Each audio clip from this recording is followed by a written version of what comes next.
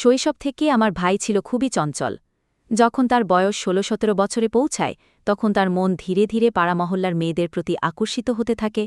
ভাইয়ের নাম ছিল অভিজিৎ, কিন্তু পাড়ার সকলে তাকে আদর করে অভি বলে ডাকত। দেখতে যেমন সুন্দর ছিল তেমনি তার মিষ্টি কথার মধ্যেও এমন এক ধরনের আকর্ষণ ছিল যে তার থেকে বড় বয়সী মহিলারাও তার সঙ্গে কথা বলার বাহানা খুঁজে বেড়াত। অভিজিতের আরেকটি বিশেষ গুণ ছিল, সে সাধারণত এমন মহিলাদের সঙ্গে বন্ধুত্ব করে তুলত যারা একা থাকত এবং বাড়ির দায়িত্বে ছিল। এতে তাদের সঙ্গে আলাপ আলোচনা এবং দেখা করা সহজ হতো এবং কারো সন্দেহের চোখে পড়তে হতো না। একদিন আমার ভাই আমাকে এসে বলল, বোন, টিউশন পড়তে আসা সেই মেয়েটি বেশ চমৎকার, তার বয়সও কম আর মিষ্টি চেহারার জন্য সবাই ওকে খেয়াল করে, তবে তার পরিবারের কেউ তাকে খুব একটা খোঁজখবর নেয় না।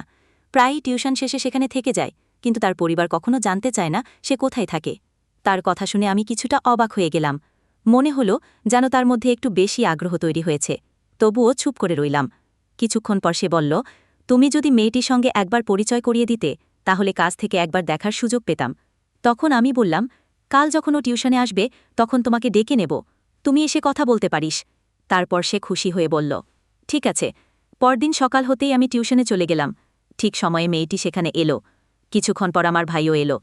আমি মেয়েটির সঙ্গে পরিচয় করিয়ে দিলাম। মেয়েটির নাম ছিল অনন্যা। কথা বলে বুঝতে পারলাম ও খুব শান্ত এবং পড়াশোনায় ভালো। আমার ভাই ওর সঙ্গে কিছুক্ষণ কথা বলল, তারপর সে চলে গেল। অনন্যাও কিছুক্ষণ পর বাড়ি চলে গেল। এরপর থেকে আমার ভাই প্রায়ই আমার কাছে এসে অনন্যার খবর নিত।